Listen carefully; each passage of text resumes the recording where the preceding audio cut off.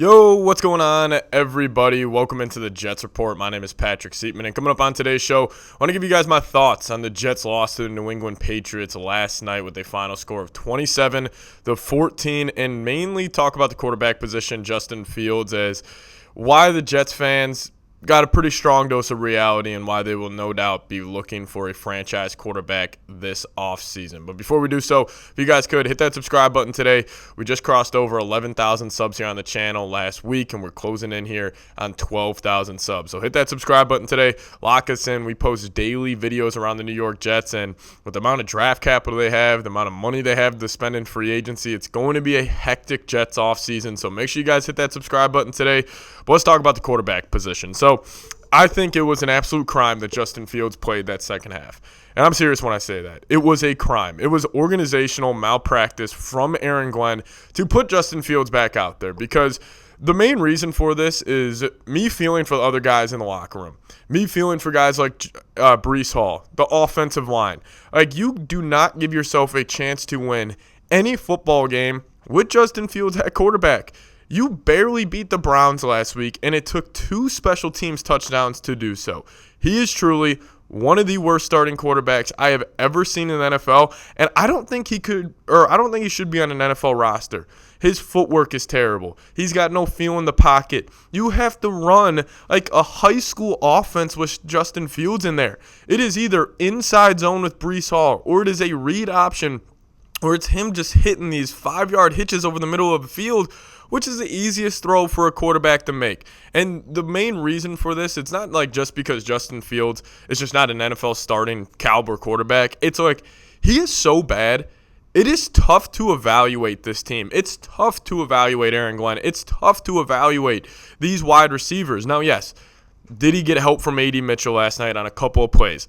Absolutely not. That drop A.D. Mitchell had was inexcusable. It was a perfect throw by Justin Fields. He still has a good deep ball, but still, even though he can still throw the deep ball at a decent level, it's not like he is up there with Drake May or like prime Russell Wilson throwing those moon balls. The point is how often per game are you throwing those deep balls? Maybe 4? I mean, last night it was just once. Especially with this offense, you're throwing that deep ball maybe once or twice. But with Justin Fields, you can't do the easy stuff. He can't hit the layups. You can't stay ahead of the sticks. I mean, I think the one drive, I think it was the second or third offensive possession of the game for the New York Jets, where they had a 1-yard run on first down. Then it was 2nd and 9. A.D. Mitchell completely smokes his guy off the line of scrimmage, and he's wide open for a 7-8-yard completion. Justin Fields just misses him by like 8 yards.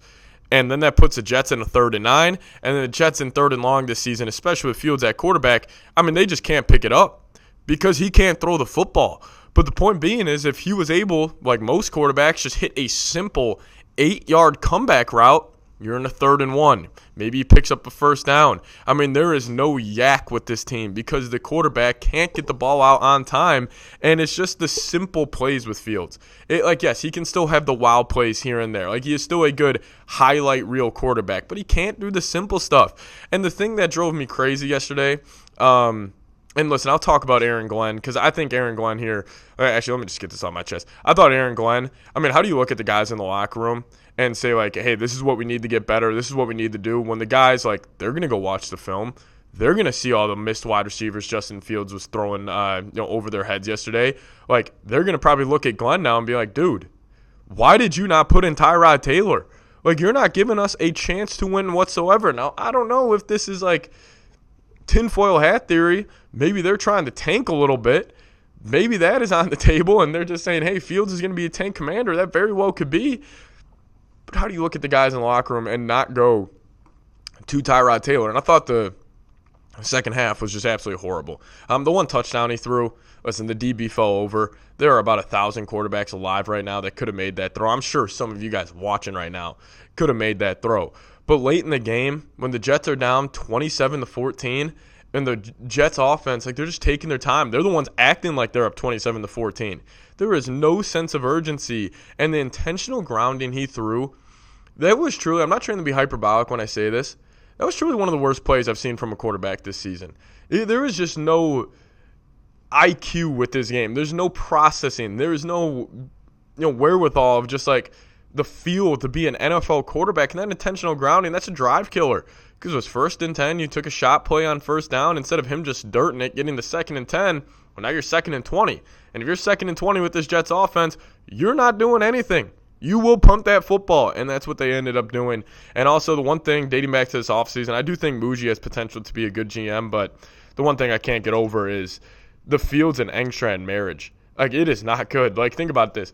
In Detroit, you come from a guy like Jared Goff, and you weren't able to pick up a Jared Goff level of quarterback this offseason because those guys just aren't out there.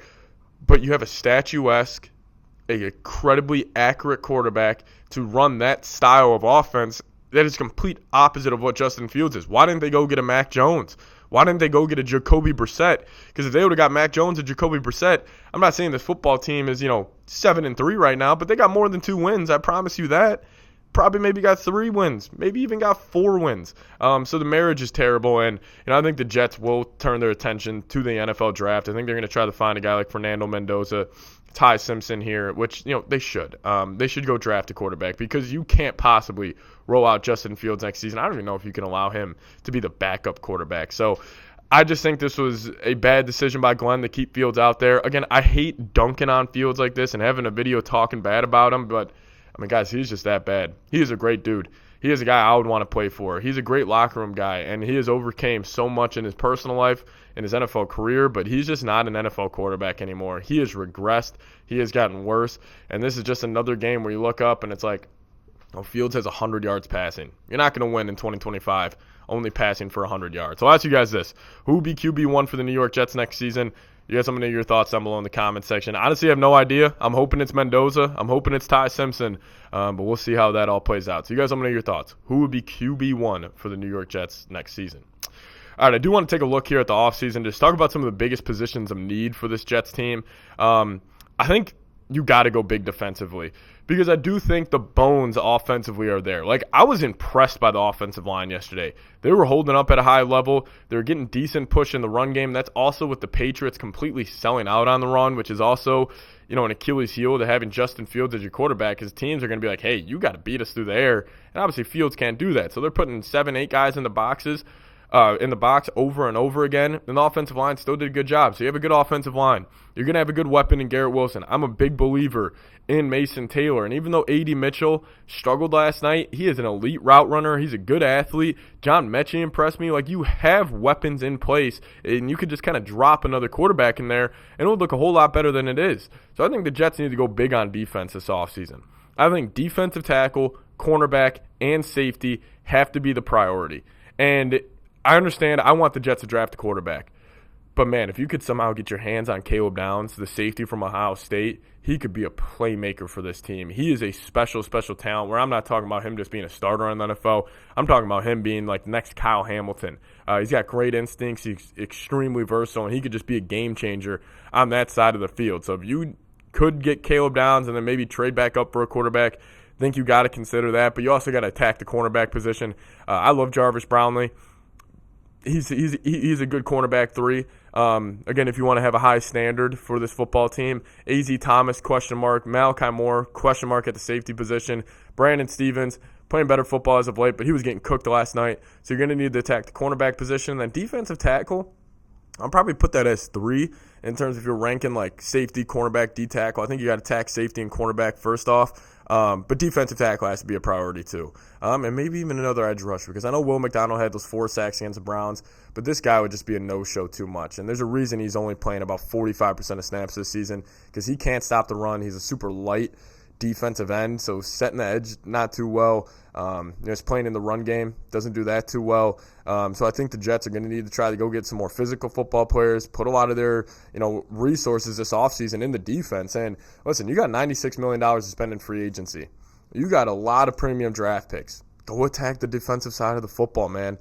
Go get an elite corner. Go get an elite safety. Go get an elite defensive tackle. And then spend all those premium draft picks on defense. And maybe you try to get a stopgap quarterback. Then maybe you try to draft one in 2027, a good quarterback class. But listen, the Jets got a lot of holes. This is going to be a long rebuild. And I think the rest of the season, you're in Baltimore next week. Baltimore's going to blast you. That's going to be 40-3 probably, especially if you roll out Justin Fields. He's not going to be able to read that defense whatsoever. So I just think this was a strong dose of reality for Jets fans. Where you're looking at the quarterback position, you're looking at the talent defensively, and yes, you have all these resources. But now since you traded Sauce and you traded Quinnen, you're going to have to put a lot of those resources into the defense, but you're also going to have to put a lot of resources into finding the quarterback. So it's going to be a long end of this season. Probably going to be a long end next season as well. But just tough times. Tough times. But, hey, this is what they plan to do. Bottoming out right now. Going to lose a lot of football games, and hopefully they can, just somehow bounce back and have a good offseason and just kind of build this from the ground up. Because I do still think, your offensive line is good.